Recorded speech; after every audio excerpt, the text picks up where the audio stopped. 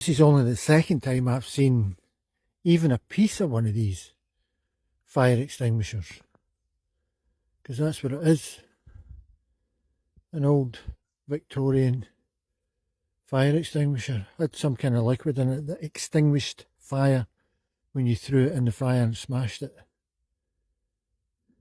And the fluid, I guess it distinguished the fire by eating up the oxygen. But yeah, I'd love to find one. Quite valuable.